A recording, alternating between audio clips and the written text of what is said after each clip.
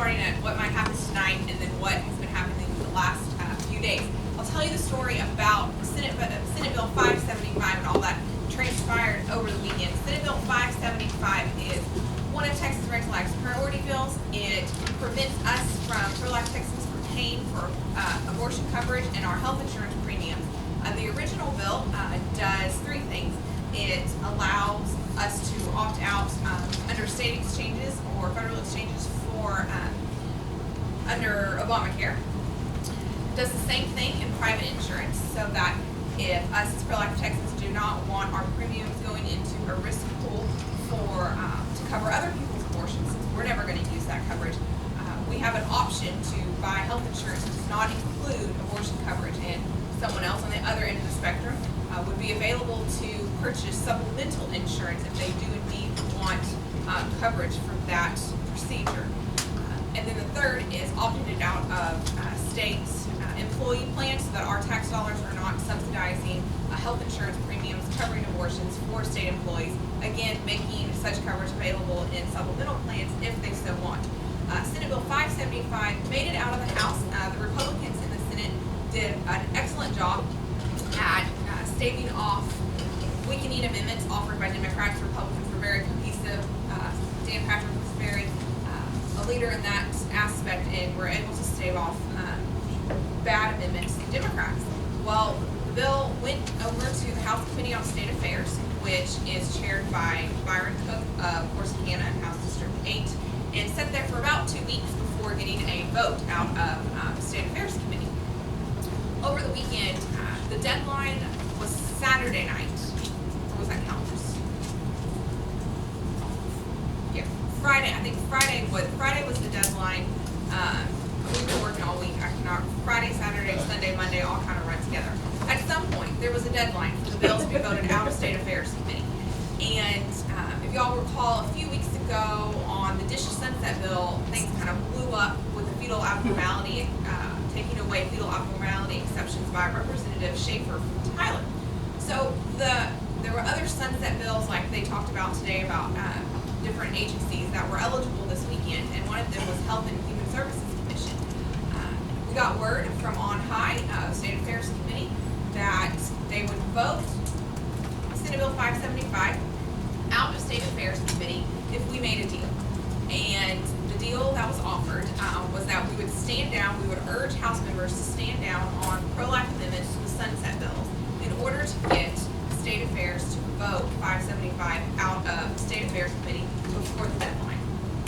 So in negotiating this deal, we knew that it had the potential to die in calendars anyways, regardless of what State Affairs voted out. So our initial offer was State Affairs and place on the calendars before the calendar deadline. You know, blah, blah, we can't do that. You know, we don't have any power over calendars. I debate that premise anyways. But we said, okay, well, we'll do this and we'll hold up our end of the bargain and we'll see if you will. So the bill gets voted out of State Affairs without the provision of private insurance. So now, as the bill currently stands, it only addresses those kind of insurance plans if you go to federalgov.gov or whatever the insurance plans under Obamacare, the exchanges, whatever that website is.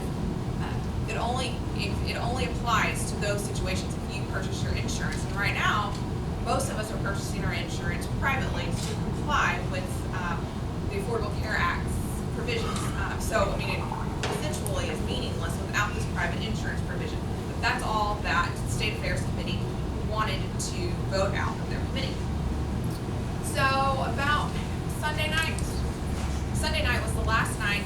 By midnight, we had to place bills on the calendar to be heard for today's deadline that Tony was talking about at the beginning.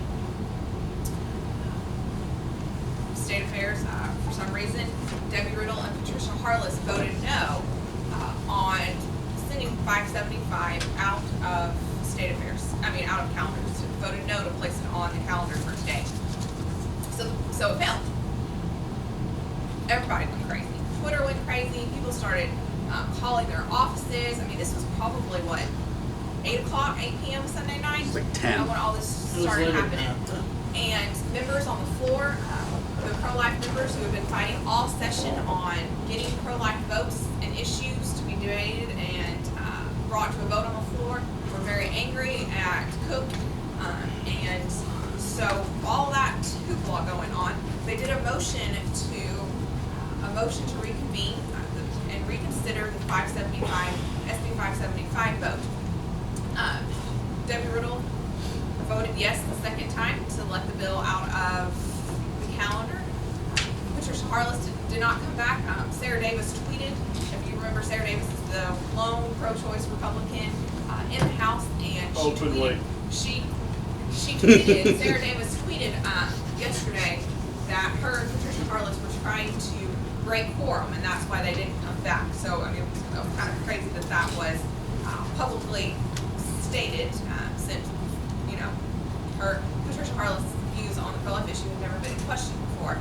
So there's a lot of, we're unsure of what motivated all of that, but it was a very dramatic event. So 575 will be on the calendar today, but the problem when we're backing up with these deadlines, and we've seen this, we saw this in 2011, we saw this on last Tuesday when it was or 2 Tuesdays ago when it was the last day for House bills to be heard on second reading, is that when we get down to a time frame, the Democrats can chub and just keep asking questions, and we saw that they were postponing bills yesterday so that they have to be taken up today.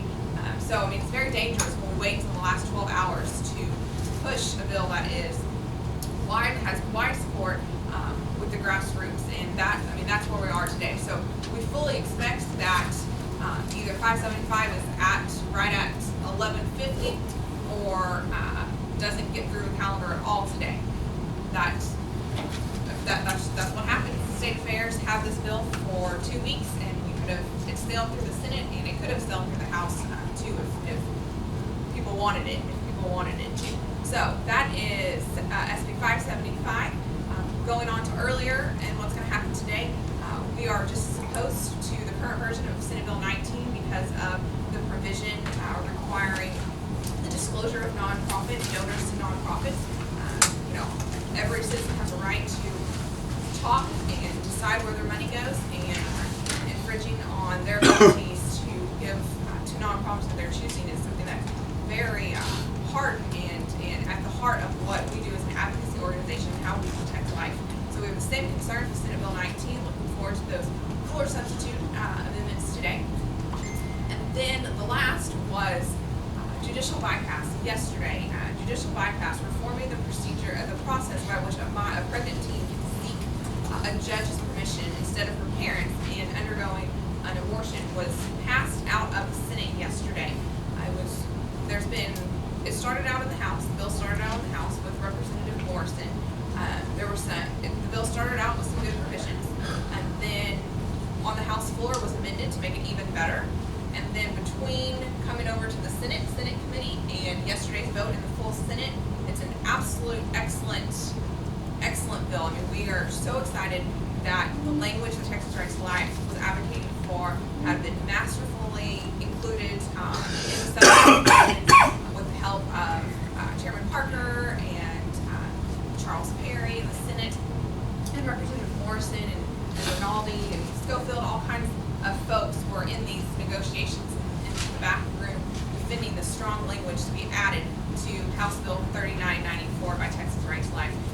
Super excited. There's one provision that I am personally, it changes the standard from abortion is in the minor's best interest to notification or the attempt to procure parental consent is not in her best interest. So changing that one it's called as I3, section I3, changing that one section changes the whole conversation in front of the judge. Now, instead of talking about whether an abortion is in her best interest, we're going to be talking about whether her family needs to be involved in this process, changing the judicial bypass, bringing it back to the original purpose that the Supreme Court told us we had to have in parental involvement laws, which is, will notifying her parents harm her, and if it is, we need to take her out of that situation, not just rubber stamp her abortion, send her back to that situation. So super excited. That's one Senate that we've been negotiating, getting changed from the very beginning, and could not be more excited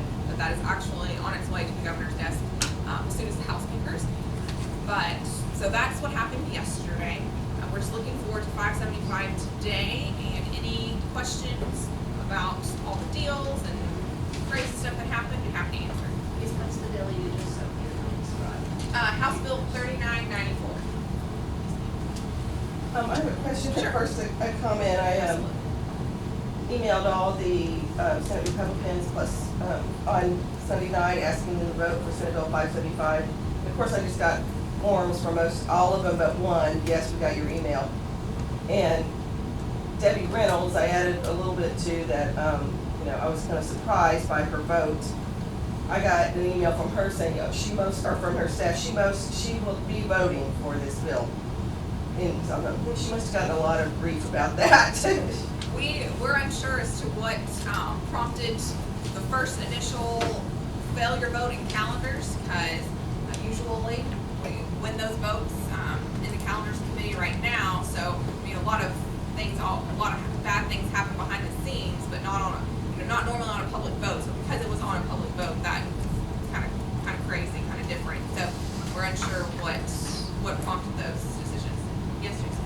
Why are we having to make deals to get such a simple bill passed and kill? Why are we having to kill pro-life amendments just for Texans to say, hey, because it's not outlawing any abortions, it's just saying we don't want to pay for it. That's an excellent question, and I would And encourage you to ask your why we're reps doing it. as to why that has to be done. Do you know anybody why we're having? Do you know who's asking for those? Is this Cook? Because you said it was coming out of Cook's committee. Yes. So obviously it seems to be somebody in this committee Yes. that's asking for those compromises. I agree. Yeah. Members of the State Affairs Committee will see what's going on there. But yeah, that was broken. But in order for me to get it out of my committee, we got to have this deal. So yes, ma'am. Correct myself first, I emailed all the Republican representatives, not Yes. senators. I know you know what I mean, but, so is House Bill 3774 advanced directives, is that no longer viable? It is on local and uncontested calendar for today or tomorrow, I forget, but it should be sailing through the Senate either today or tomorrow. I just forget which local consent calendar it is on. If it's today or tomorrow, I remember. They have until tomorrow to pass LC, local consent, out of the Senate, I believe. Is that right, Tony? They have till tomorrow for the Senate local consent I'm calendar. looking at storage units. I really don't know. Yeah, I think it's tomorrow. I'm like 80% sure that it's tomorrow. So it's either on today or tomorrow's calendar. Any questions? All right, good. Thank you so much for looking it up. Appreciate that. Anybody have any other questions, comments?